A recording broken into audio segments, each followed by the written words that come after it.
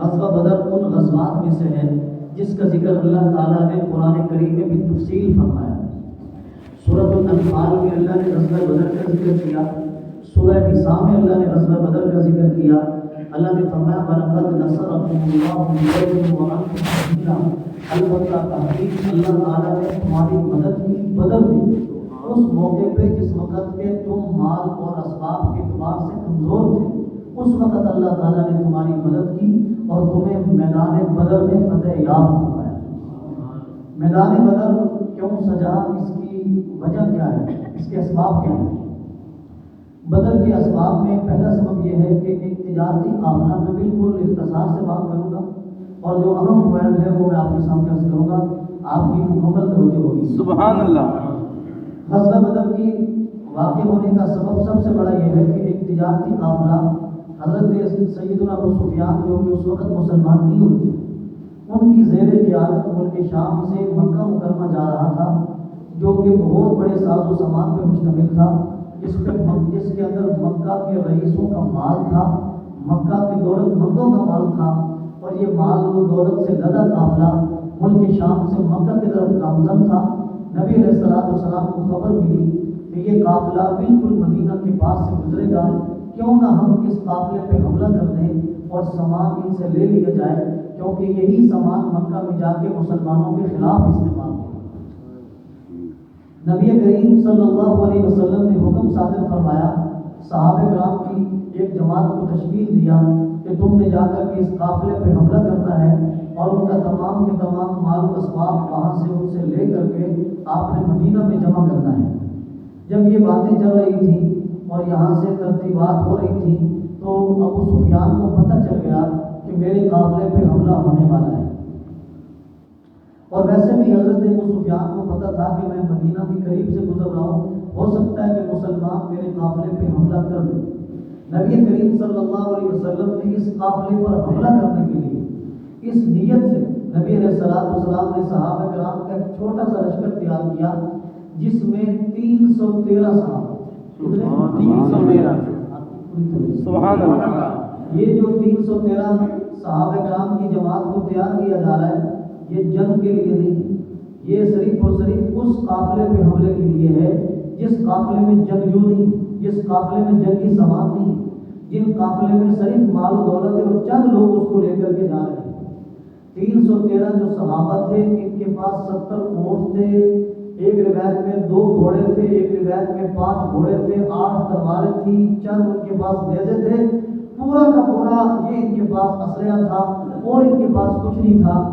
یہ مدینہ منورہ سے نکلے اور نکل کے سب سے پہلا جو پڑاؤ انہوں نے ڈالا ہے وہ بیر روحہ پر۔ روحہ ایک مقام میں اکثر ساتھیوں نے دیکھا ہے، یہاں پر ایک کنواں ہے جس کو روحہ کہتے ہیں، اور روحہ یہ وہ کنواں ہے جس سے 70 انبیاء نے پانی پیا ہے۔ سبحان اللہ۔ روحہ وہ کنواں ہے جس کے پانی میں نبی علیہ السلام نے شفا بتائی ہے۔ روحہ وہ کنواں ہے جس کے پانی سے پانی استعمال کرنے والے کے پیٹ سے ساری امراض دور ہو جاتی ہے۔ سبحان اللہ۔ نبی علیہ السلام نے فرمایا پھر پیٹ سے جتنی بھی امراض متعلق ہیں، گردوں کا، پھیپھڑوں کا، جتنا بھی یعنی کہ جو یہ پیٹ سے متعلقہ بیماری ہیں، اس کے اندر سب سے زبردست جو چیز ہے وہ روحہ کا پانی ہے۔ سبحان اللہ۔ بیر روحہ پر نبی علیہ السلام نے پہلا پڑاؤ ڈالا۔ اب یہاں پر 2 چیزیں ہوں گی، ایک یہ ہے کہ مسلمانوں کی تیاری کیا ہے، نمبر 2 کہ کافروں کی حالت کیا ہے، تو دونوں طرف ہم مل کر کے چلیں گے۔ یہاں تک تو بیر روحہ کے مقام پر نبی علیہ السلام پہنچ گئے، اب چلتے ہیں کافروں کی طرف کہ وہاں کیا ماجرا ہے۔ حضرت ابو سفیان کو پتہ چل چکا ہے کہ میرے قافلے پہ حملہ ہوگا۔ حضرت ابو سفیان نے ایک قاصد کو روانہ کیا مکہ مکرمہ کی جانب، اور ابو جہل کو خبر بھیجی گئی کہ تمہارے قافلے پر جو سامان والا قافلہ ہے، مسلمان مدینہ سے اٹھ کے حملہ کرنا چاہتے ہیں، اگر اپنا سامان بچانا چاہتے ہو تو آؤ اور اپنا آ کر کے سامان بچا لو۔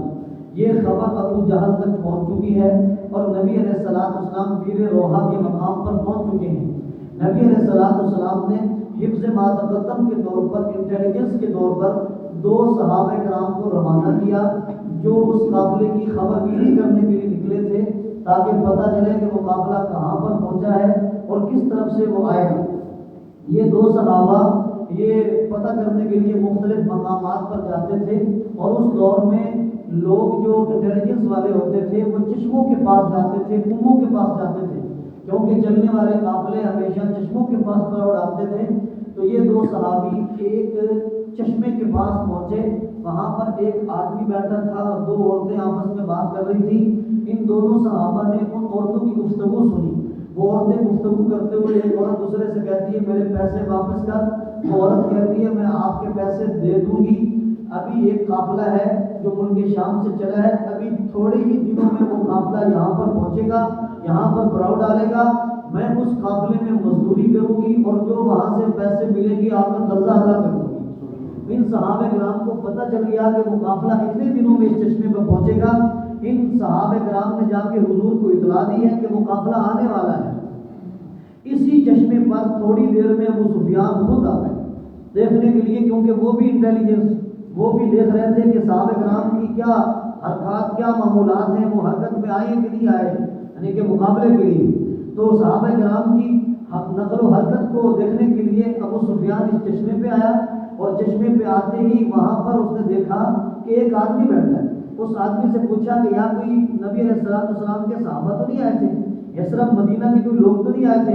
اس نے کہا یہ مجھے پتہ نہیں ہے کہ کہاں سے آئے تھے، دو بندے یہاں پر آئے تھے اور یہاں پر ان کے اونٹ کھڑے تھے، گھوڑے کھڑے تھے، وہ گئے اونٹ کے پاس یا گھوڑے تھے، ادھر گیا، ادھر گئے حضرت ابو سفیان، ان کی جو مینگنی تھی ان کو اٹھا کر کے ایک مینگنی کو توڑا تو اندر سے کھجور کی گٹھلی نکلی۔ اس نے اس کو دیکھ کر کے کہا کہ یہ گٹھلی مدینہ کی کھجوروں کی ہے۔ تو یقینی بات ہے کہ یہاں پر نبی کے صحابہ ہی آئے تھے اور ان کو پتہ چل چکا ہے کہ ہمارا روٹ کون سا ہے۔ ابو سفیان نے وہاں سے جا کے اپنا روٹ بدل دیا۔ روٹ بدلنے کے بعد اب وہ قاصد کہاں پر پہنچ چکا ہے؟ مکہ مکرمہ میں۔ مکہ کس کو بتانے کے لیے؟ ابو جہل کو، ابو جہل کو۔ اچھا، تو وہ کہاں پر پہنچا؟ مکہ میں، مکہ مکرمہ میں۔ کس کے پاس؟ ابو جہل کے۔ ابو جہل کے پاس قاصد پہنچ چکا ہے، اور ابو جہل جو ہے وہ تیاری میں۔ ابو جہل کو غصہ ہے، ابو جہل نے کہا یہ ہوتے کون ہیں میرے قافلے پہ حملہ کرنے والے؟ ابو جہل نے جو سب سے پہلا لشکر تیار کیا ہے اس کی تعداد 1300 ہے۔ کتنی؟ 1300۔ عام طور پر آپ 1000 کا نام سنتے ہیں، 900 کا نام سنتے ہیں، لیکن وہ تعداد کتنی تھی؟ 1300۔ اب بات سمجھیں، اب 1300 کا قافلہ لے کر کے مکہ سے ابو جہل نکل پڑا، اور نبی علیہ السلام کے صحابی نے بھی جا کر کے حضور کو بتا دیا کہ وہ قافلہ اتنے دنوں میں وہاں سے گزرے گا۔ لیکن ساتھ ساتھ میں نبی علیہ السلام کو یہ خبر بھی مل گئی کہ وہ جو قافلہ سامان تجارت کا آ رہا تھا، ابو سفیان بچا کر کے اس کو مدینہ مکہ کی طرف لے کے چل پڑا ہے، اور وہ ہمارے ہاتھوں سے اب نکل چکا ہے۔ نبی علیہ السلام نے بیر روحا کے مقام کے بعد دوسرا پڑاؤ جس مقام پہ ڈالا، اس مقام کا نام ہے مقام صفرا۔ کیا نام ہے؟ مقام صفرا۔ مقام صفرا پر دوسرا پڑاؤ ڈالا گیا، اور مقام صفرا پر نبی علیہ السلام کو پتہ چلا کہ ابو سفیان اپنا قافلہ بچا کر کے چلے گئے ہیں، اور ابو جہل ایک لشکر جرار مکہ سے لے کر کے آ رہے ہیں۔ اب نبی علیہ السلام نے اس موقع پر، یہاں حضور بھی مشورہ کر رہے ہیں اور وہاں مشرکین مکہ بھی مشورہ کر رہے ہیں۔ مشرکین مکہ نے مشورہ یہ کیا کہ جب ہمارا تجارتی قافلہ بالکل حفاظت کے ساتھ مکہ میں پہنچنے والا ہے، ہم گئے تھے لشکر کو لے کر کے اس سامان کو بچانے کے لیے، اور وہ سامان بچ کے آ چکا ہے، اب آیا کہ مسلمانوں کا مقابلہ کرنا چاہیے کہ نہیں کرنا چاہیے؟ اب یہ وہاں پر مشورہ ہو رہا ہے، اور نبی کے صحابہ یہ مشورہ کر رہے ہیں کہ آیا اب تجارتی سامان تو ہمارے ہاتھوں سے نکل گیا، اب جو قافلہ مکہ سے چلا ہے 1300 کا، اس سے جنگ کرنی چاہیے یا واپس مدینہ میں چلے جانا چاہیے؟ یہ دونوں طرف مشورہ ہو رہا ہے۔ مشرکین مکہ کا مشورہ جب ہوا تو ان میں بنو زہرہ کا سردار تھا، اس کا نام تھا اخنس بن شریح۔ اس نے کہا کہ ہم نکلے تھے اپنے تجارتی سامان کو بچانے کے لیے، وہ چونکہ بچ کے مکہ میں پہنچ چکا ہے، اس لیے لڑنے کی ضرورت نہیں، ہم واپس جائیں گے۔ ابو جہل نے کہا نہ جاؤ۔ اخنس بن شریح نے 300 نوجوانوں کو لیا، جو اس کے نوجوان تھے، واپس چلا گیا، تو تعداد کتنی بچ گئی؟ 1000۔ یہ جو 1000 تعداد ہے، یہ 1000 تعداد ابو جہل لے کے اپنے تکبر کے ساتھ کھڑا ہے اور کہتا ہے کہ ہم جائیں گے اور وہاں پر جا کے ہم مسلمانوں کو ماریں گے، اور مارنے کے بعد وہاں پر جشن منائیں گے، اور جشن منانے کے بعد وہاں سے پھر ہم آئیں گے اور ان کی کھوپڑیاں ان کے سر اپنے نیزوں پہ لٹکا کر کے آئیں گے اور ان کو بتائیں گے کہ تم ہوتے کون ہو؟ ابو جہل کے تجارتی سامان کے قافلے کی طرف دیکھنے والے۔ ابو جہل نے کہا ہم ہٹیں گے نہیں، ہم لڑیں گے۔ یہاں سے 1000 کا قافلہ لڑائی کے لیے تیار کر کے وہ مکہ سے نکل پڑا، اور نبی علیہ السلام کو خبر مل رہی تھی کہ وہ واپس مکہ میں نہیں گئے، بلکہ ابو جہل اپنے پورے غرور اور تکبر کے ساتھ اپنا لشکر لے کر کے مکہ سے نکل چکا ہے اور آپ کے مقابلے کے لیے آ رہا ہے۔ نبی علیہ السلام نے سوچا اگر ہم مدینہ میں واپس چلے جائیں تو وہ مدینہ پہ آ کے حملہ کریں گے، کیوں نہ ہم ان کا مقابلہ بہر نکل کے جہاں پر کھڑے وہیں پر کیا جائے۔ اس موقع پہ پھر نبی علیہ السلام نے اپنے صحابہ کرام سے مشورہ کیا بھائی؟ مشورہ کیا۔ سمجھ آ رہے ہیں؟ سبحان اللہ۔ اب دیکھیں ایمان کیا ہوتا ہے، ذرا سمجھیں۔ آج صرف یہ سمجھیں کہ ایمان کیا ہوتا ہے۔ ہمارا ایمان ہمیں 20 رکعت تراویح نہیں پڑھا سکتا، ہمارا ایمان ہمیں روزہ نہیں رکھوا سکتا، ہمارا ایمان ہمیں اللہ کے سامنے لمبی لمبی دعائیں نہیں کروا سکتا۔ ان کا ایمان دیکھو کہ انہوں نے کیا کیا قربانیاں دی۔ سبحان اللہ، سبحان نبی اللہ۔ کریم صلی اللہ علیہ وسلم نے مقام صفرا کے موقع پر مقام صفرا پر مشورہ کیا، اور یہ مشورہ کیوں کیا؟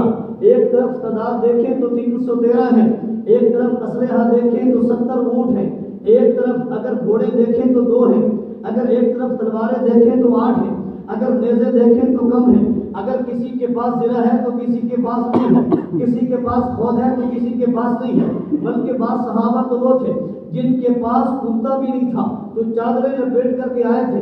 یہ بعض صحابہ تو وہ تھے جن کے پاس جوتا بھی نہیں تھا، وہ بغیر جوتا کے نبی علیہ السلام کے ساتھ آئے تھے۔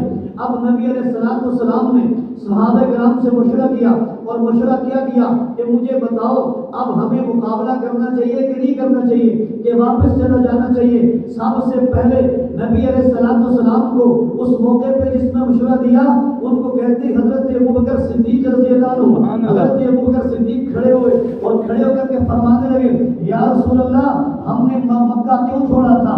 آپ کے حکم پر ہم نے ہجرت کیوں چھیڑی تھی؟ آپ کے حکم پر ہم نے پکے ہوئے باغات کیوں چھوڑے تھے؟ آپ کے حکم پر ہم نے گھر بار کیوں چھوڑا تھا؟ آپ کے حکم پر ہم نے گھر بار کو کیوں چھوڑا تھا؟ آپ کے حکم پر یا رسول اللہ آپ اشارہ کریں گے ہم اپنی گردنیں کٹوا دیں گے۔ حضرت فاروق اعظم کھڑے ہوئے فرمایا یا رسول اللہ آپ اشارہ کرتے چلے جائیں گے، عمر اپنی گردنیں حاصل کرتا چلا جائے گا۔ یہ انصار، یہ مہاجرین نے مشورہ دیا کہ میرے آقا علیہ السلام بار بار فرما رہے تھے اور کوئی مشورہ دے، اور کوئی مشورہ دے۔ دراصل میرے آقا علیہ السلام انصار کی رائے کو معلوم کرنا چاہتے تھے، کیونکہ مہاجرین تو پہلے قربانی دے کے آئے تھے، مہاجرین تو پہلے گھر بار کو چھوڑ کر کے آئے تھے۔ انصار میں سے حضرت سعد بن معاذ کھڑے ہوئے۔ یہ سعد بن معاذ انصار کے سردار ہیں، یہ سعد بن معاذ وہ ہیں جیسے حضرت صدیق اکبر کا مقام مہاجرین میں ہے، وہی مقام انصار میں حضرت سعد بن معاذ کا ہے۔ حضرت سعد بن معاذ کھڑے ہوئے اور کھڑے ہو کر کے 3 باتیں کی۔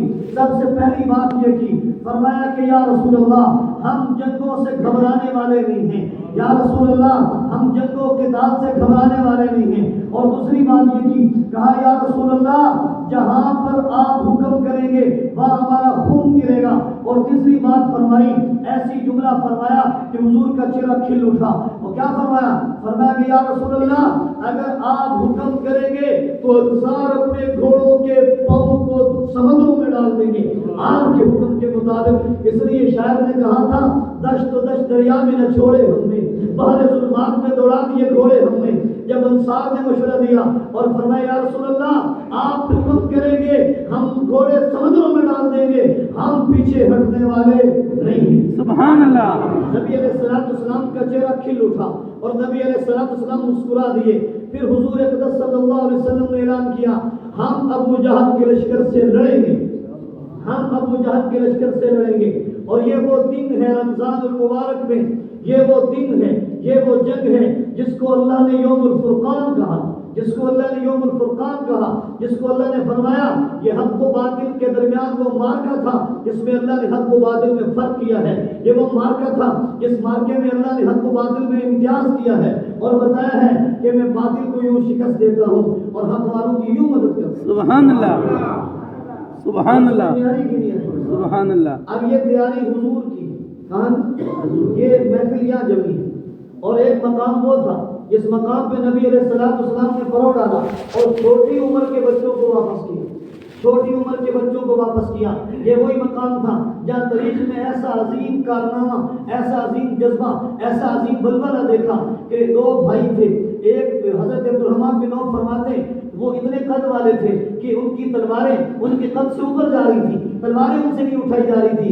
ایک صحابی جس کی عمر 15 سال تھی اس کو اجازت مل گئی، دوسرے کی عمر 14 سال تھی اس کو اجازت نہیں مل رہی۔ اس نے کہا یا رسول اللہ کشتی کروا لیجیے، اگر میں جیتا ہوں تو پھر مجھے بھی اجازت دے دیجیے۔ جب کشتی کا معرکہ ہوا تو نبی علیہ السلام نے فرمایا کشتی کیجیے۔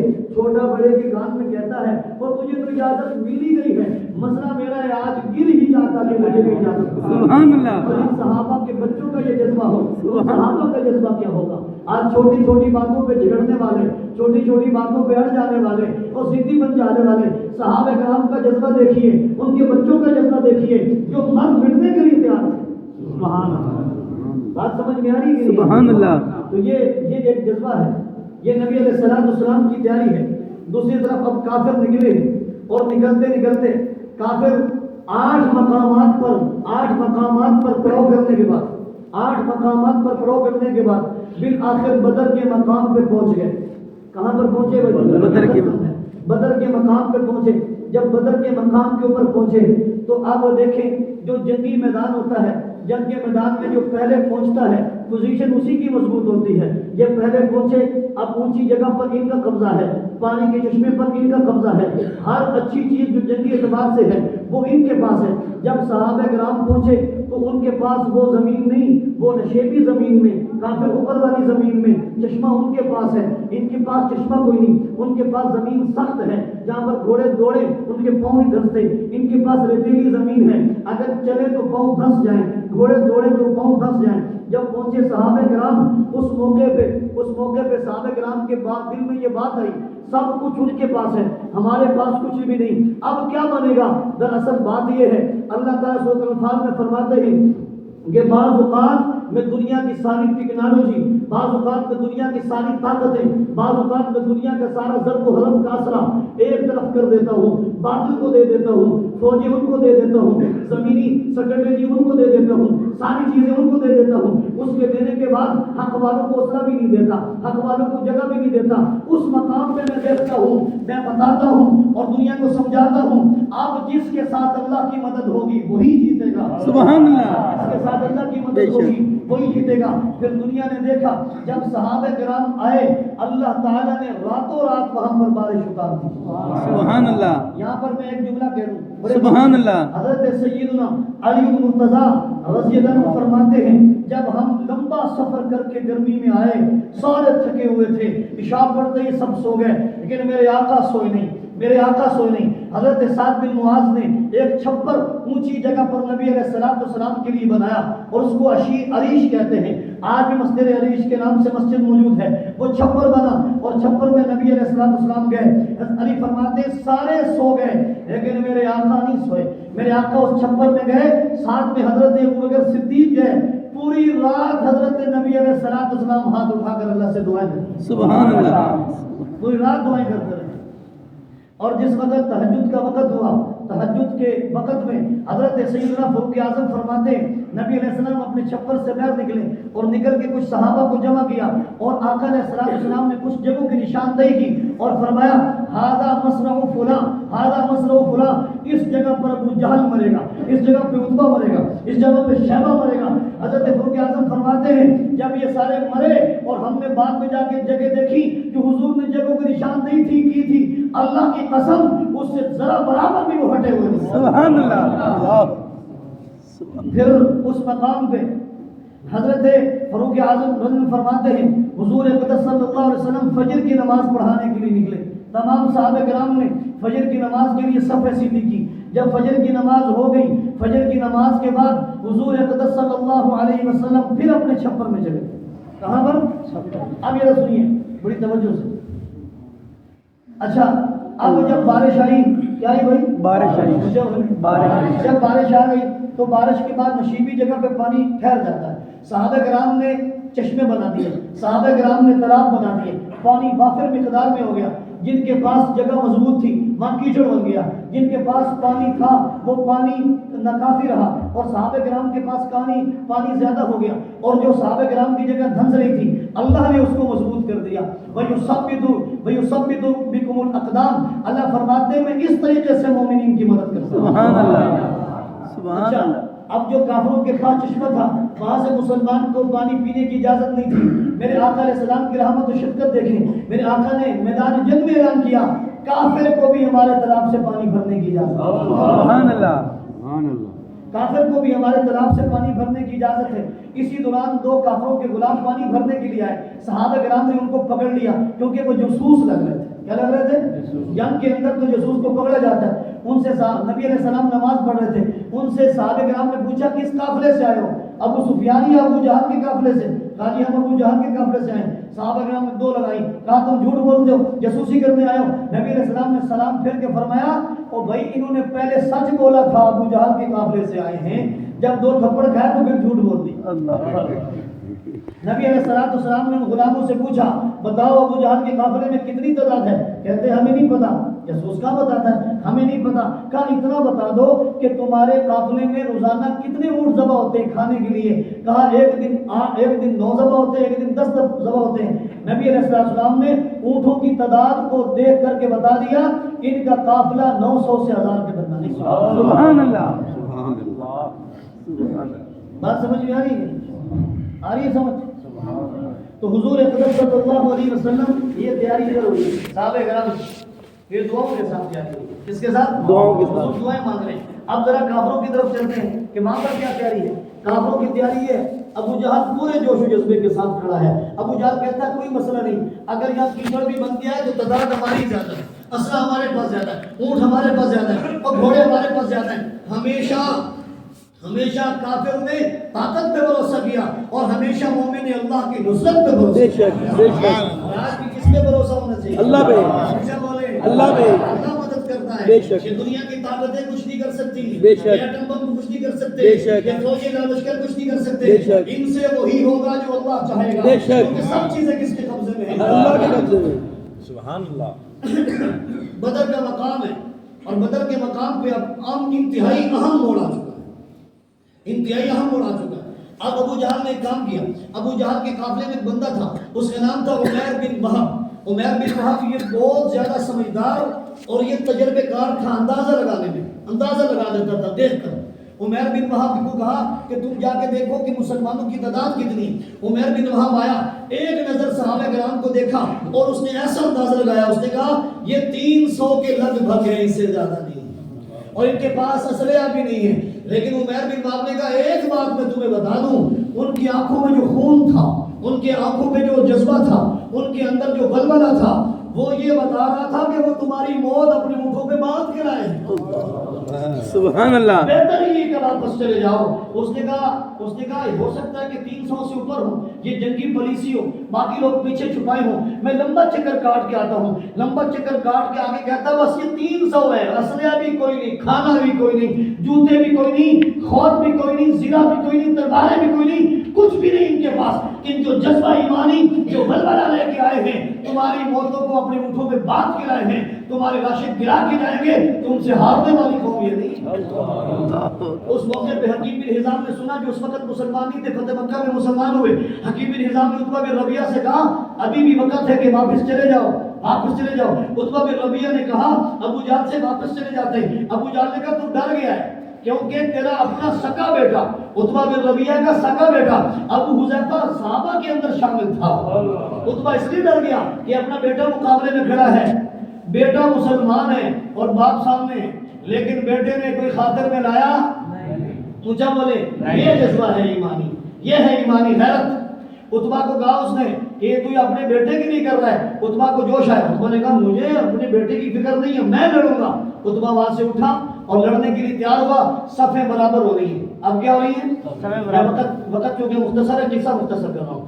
صفیں کیا ہو رہی ہیں؟ برابر ہو رہی ہیں. برابر ہو رہی ہیں. صفیں برابر ہو رہی ہیں. یہاں سے مسلمانوں کی, وہاں سے کافروں کی. جب نبی علیہ السلام صفیں بنا رہے تھے, غور کرنا, نبی علیہ السلام صفیں بنانے کے بعد حضرت ابوبکر صدیق فرماتے ہیں خود حضور گئے پھر چھپر میں اور چھپر میں پھر حضور نے 2 نفل پڑھے، اس کے بعد پھر لمبی دعا کی اور ہاتھ یوں حضور کے بلند ہو رہے تھے اور حضور کے اوپر جو چادر تھی وہ بار بار نیچے جا رہی تھی، نیچے جا رہی تھی، میں اٹھا کر اوپر کر رہا تھا۔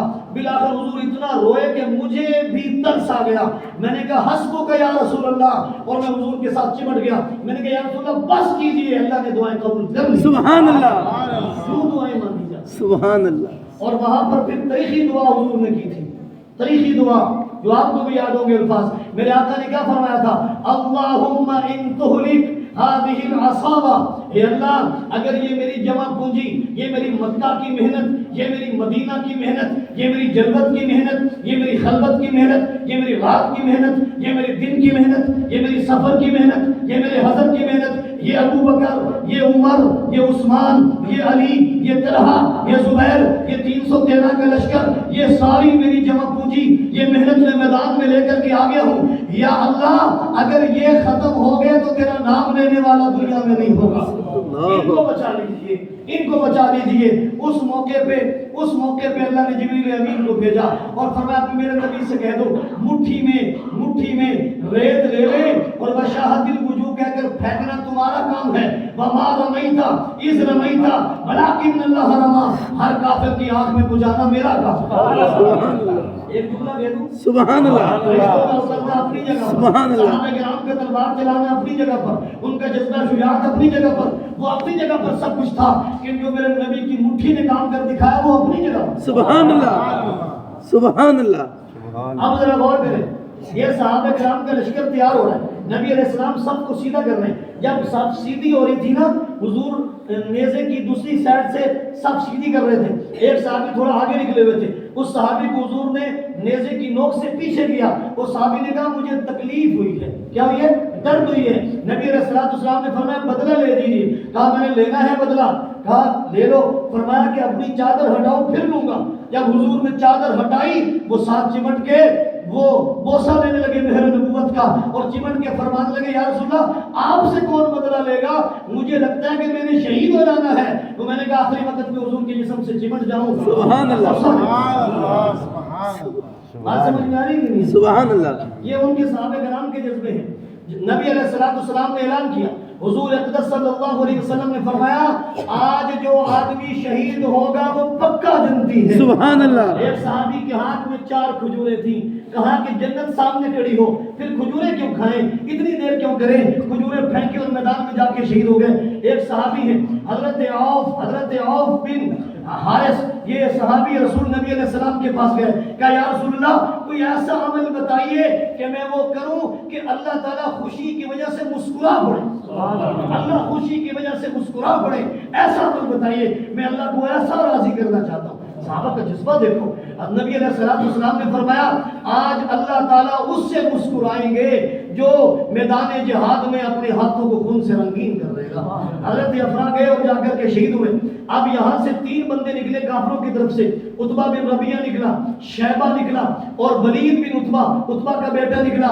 یہ 3 بندے کافروں سے نکلے، تینوں سردار تھے، تینوں سردار تھے، اور یہاں سے 3 انصاری صحابی نکلے، ایک کا نام حضرت عوف ہے، ایک کا نام حضرت معوذ، یہ 3 صحابہ یہاں سے نکلے۔ تو اس وقت عتبہ نے پوچھا تم کون ہو، کہاں سے آئے ہو، کہا ہم انصار میں سے، کہا ہم انصار سے مقابلہ نہیں کریں گے، ہم بنو ہاشم سے مقابلہ کریں گے، ہم اپنوں سے مقابلہ کریں گے۔ عتبہ نے للکار کے کہا اخرج علینا اکفاءنا من اقوامنا، ہماری قوم سے ہمارے برابر کے بندے نکالے۔ حضور نے اعلان کیا عبیدہ آپ نکلو، اے امیر حمزہ آپ نکلو، اے علی آپ نکلو۔ یہاں سے 3 نکلے، عبیدہ کی عمر سب سے بڑی تھی، عتبہ کے مقابلے میں گئے۔ نمبر 2 حضرت امیر حمزہ تھے، شیبہ کے مقابلے میں گئے۔ وہاں چھوٹی عمر والے ولید تھے، یہاں چھوٹی عمر والے حضرت علی تھے، یہ ولید کے مقابلے میں گئے۔ جب مقابلہ ہوا پہلے وار میں حضرت علی نے ولید کا سر تن سے جدا کر دیا، جو مقابلہ ہوا حضرت امیر حمزہ نے پہلے وار میں شیبہ کا سر تن سے جدا کر دیا۔ حضرت عبیدہ کی عمر زیادہ تھی، ٹانگ زخمی ہو گئی، عتبہ بھی زخمی ہوا، لیکن بالآخر دوسرے صحابہ نے آ کر کے ان کو بھی قتل کر دیا۔ عتبہ بھی قتل ہوا. جب یہ تینوں سردار قتل ہو گئے اور کافروں پہ دھاک بیٹھ گئی, حضرت عبیدہ زخمی ہو گئے. جب حضور کے پاس گئے, حضرت عبیدہ نے کہا یا رسول اللہ اگر میں اس زخم میں مر گیا تو کیا میں شہید ہوں گا یا نہیں ہوں گا؟ اللہ کے نبی نے فرمایا قسم ہے اس ذات کی جس نے مجھے نبی بنا کے بھیجا, آپ شہید ہیں. سبحان اللہ. حضرت عبیدہ نے ایک شعر پڑھا تھا, اس کا میں ترجمہ کر دیتا ہوں. حضرت عبیدہ نے اس وقت شعر پڑھتے ہوئے فرمایا تھا یا رسول اللہ, یا رسول اللہ آپ تک دنیا اس وقت تک پہنچے گی جب تک کہ ہماری لاشیں بیچ میں نہ آ جائیں. جب تک ہم زندہ ہیں آپ تک کوئی بھی نہیں پہنچ سکتا. سبحان اللہ. صحابہ کرام کا پھر وہ مقابلہ ہوا. پھر وہ کیا ہوا؟ مقابلہ ہوا. پھر اللہ تعالیٰ کی مدد اتری. سب سے پہلی جو اللہ نے مدد اتاری وہ فرشتوں کی صورت میں تھی. کس کی صورت میں؟ فرشتوں کی صورت میں. فرشتوں کی صورت میں 2,000 اور 5,000 تک فرشتے اترے. غزوہ بدر میں اترے, احد میں اترے, خندق میں اترے, حنین میں اترے. لیکن ان تمام غزوات میں فرشتے اترتے رہے. کسی غزوے میں فرشتوں نے لڑائی نہیں کی. غزوہ بدر واحد غزوہ ہے جس میں فرشتوں نے آ کے لڑائی بھی کی. سبحان اللہ. اور اب فرشتوں کو تو جنگ کرنی نہیں آتی تھی, ان کو تو روح قبض کرنی آتی تھی, قتل کرنا نہیں آتا تھا. تو فرشتوں نے اللہ سے پوچھا یا رسول اللہ کیسے قتل کریں گے؟ اللہ نے خود طریقہ سکھایا فرشتوں کو. سورہ محمد میں اللہ فرماتے ہیں فَضْرِبُوا فَوْقَ, سورہ انفال میں فَضْرِبُوا فَوْقَ الْأَعْنَاقِ وَاضْرِبُوا مِنْهُمْ كُلَّ بَنَانٍ, ان کی گردنوں سے کاٹنا, پھر ان کے کونوں سے کاٹنا. صحابہ کرام فرماتے ہیں, مسلم شریف کی روایت ہے, جب مقتولین کافروں کے پڑے تھے ہم مقتولین کو دیکھ کے پہچانتے تھے کہ یہ ہمارے مارے ہوئے, یہ فرشتوں کے مارے ہوئے. جو فرشتوں کے مارے ہوتے تھے ان کی گردن بھی اتری ہوتی تھی, پورے بھی اترے ہوئے ہوتے تھے. یہ بہت غزوہ ہے جہاں پر فرشتوں نے اتر گئے. اس لیے علامہ اقبال نے کہا تھا نا فضائے بدر پیدا کر, اتر سکتے ہیں فرشتے تیری نصرت کو, گردوں سے قطار اندر قطار بھی. مطلب یہ ہے آج بھی وہ اگر فضائے بدر پیدا کر, آج بھی وہ جذبہ پیدا کر, آج بھی فرشتے اتر کے تیری مدد کر سکتے ہیں. یہ وہ مقام تھا جہاں فرشتوں نے صرف آ کے جو ہے اترے نہیں بلکہ آ کر کے انہوں نے شانہ بشانہ لڑائی بھی کی ہے. ایک روایت میں آتا ہے ان فرشتوں کے سر پر پگڑیاں تھیں, ایک روایت میں آتا ہے کالی تھی, ایک میں آتا ہے یہ زرد رنگ کی پگڑیاں تھیں, ایک روایت میں آتا ہے سفید رنگ کی پگڑیاں تھیں. وہ پگڑیاں باندھ کر آ کر کے گھوڑوں پر لڑائی کرنے آئے تھے. یہ بدر کا مقام تھا. اللہ تعالیٰ نے اتنی بڑی مدد کی اپنے صحابہ کی. سبحان اللہ. بات سمجھ میں آ رہی ہے؟ سبحان اللہ. تو یہ بدر کا جو مقام ہے اور بدر کا جو غزوہ ہے, اس سے ہمیں سبق کیا ملتا ہے؟ کیونکہ وقت ختم ہو چکا ہے اور اس کی بہت سی تفصیلات باقی ہیں. پھر کبھی صحیح انشاءاللہ اس کی تفصیل کریں گے. 17 رمضان المبارک کو عین دوپہر کے وقت میں چلچلاتی دھوم میں اور تڑپتے ہوئے ان صحراؤں میں نبی علیہ السلام کے صحابہ کرام نے روزہ رکھ کر کے غزوہ بدر لڑا اور کافروں کو ایسی شکست دی کہ آج تک کافر یاد رکھتے ہیں, اور آج تک ایسی شکست دی کہ اللہ تعالیٰ نے ان کا ذکر قرآن مجید میں کیا. اس سے ہمیں یہ سبق ملتا ہے کہ ہم ہماتم گوش ہو کر کے اللہ کے سامنے ہو جائیں. اللہ تعالیٰ کی مدد تبھی اترے گی جب ہم اپنے آپ کو پیش کریں گے. ہمارے ساتھ